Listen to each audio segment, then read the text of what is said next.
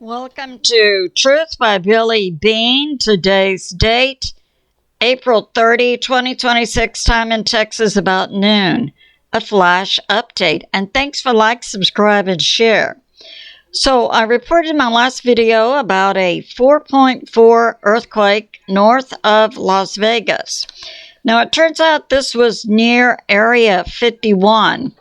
And the 4.4 was very shallow, about 2.5 miles, and it's been followed by a swarm of 17 aftershocks.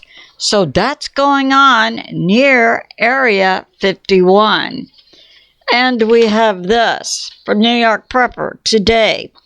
We have an over-the-horizon radar on, and we have the U.S. military sending out target codes over the high-frequency nuclear code radio system.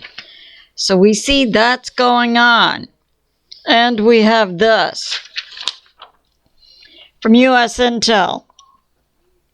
President Trump has determined the IRGC is in charge and that the IRGC will never negotiate in good faith, especially regarding the nuclear material in Iran. Therefore, President Trump, according to trusted White House sources, has given the order to the U.S. military this morning to hit Iran again, either tonight or possibly tomorrow night after the stock market closes. But I'm more likely inclined to believe he will do it tonight because he included the information in the strike order to wait for King Charles and his team to leave the U.S. They will leave this afternoon from Andrews Air Force Base.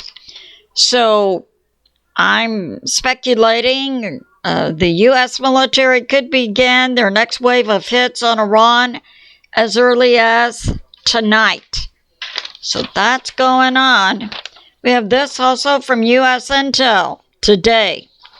China has passed regulations empowering the Chinese government to seize the assets of nations and also companies operating inside China who are associated with any government that's interfering with China's trade.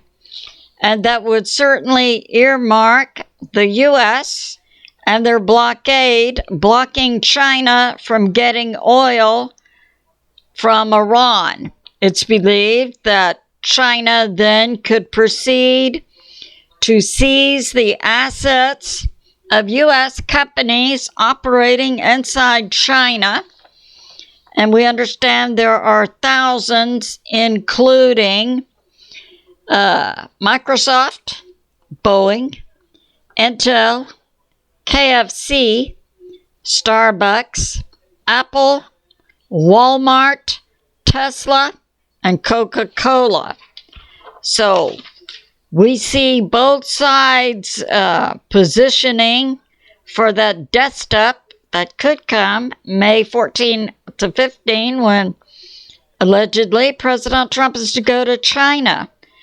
Like I said, I'm taking a wait and see whether he actually will go to China. But China today has passed those regulations, and we know Chinese economy has taken a dramatic downfall because it's not getting oil.